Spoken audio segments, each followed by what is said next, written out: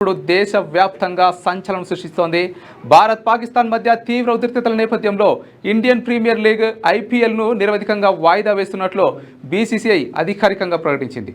అయితే ఈ నిర్ణయం ఒక్క క్రీడాభిమానులకే కాదు, మొత్తం ప్రపంచ క్రికెట్ వేదికకే ఓ పెద్ద ఎదురుదెబ్బ. దేశంలో పాక్ వ్యతిరేక భావోద్వేగాలు ఉధృతంగా ఉన్న సమయంలో ఐపీఎల్ నిర్వహణపై తీవ్ర విమర్శలు రావడంతో బీసీసీఐ ఈ నిర్ణయం తీసుకుంది. ఇటీవల భారత్ పాకిస్తాన్ మధ్య సరిహద్దుల్లో చోటు చేసుకున్న ఘర్షణలు, ఆర్మీ మౌలిక సదుపాయాలపై దాడులు, దేశవ్యాప్తంగా వ్యాపిస్తున్న ఆందోళనలు ఇవన్నీ కలిసి ఒక ఘనమైన అంతర్జాతీయ టోర్నమెంట్కు తీవ్రంగా ప్రభావితం చేశాయి. ఐపీఎల్కి సంబంధించి ఇప్పటికే వేల కోట్లు పెట్టుబడులు ముడిపోయిన ఈ స్టేజ్లో ఈ నిర్ణయం తీసుకోవడం సాధారణ విషయం ఏమీ కాదు.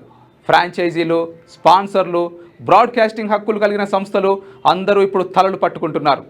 సోషల్ మీడియా వేదికగా అభిమానులు వారి అసంతృప్తిని వ్యక్తం చేస్తుండగా పలువురు ఆటగాళ్లు బీసీసీఐ నిర్ణయాన్ని దేశ భద్రత దృష్టిలో పెట్టుకొని సమర్థిస్తున్నారు.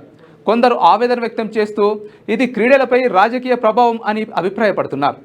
ఐపీఎల్ వాయిదా మాత్రమే కాదు, భవిష్యత్తులో నిర్వహణపై కూడా అనిశ్చితి నెలకొంది. ఇప్పట్లో పరిస్థితులు చక్కబెడేలా లేవు.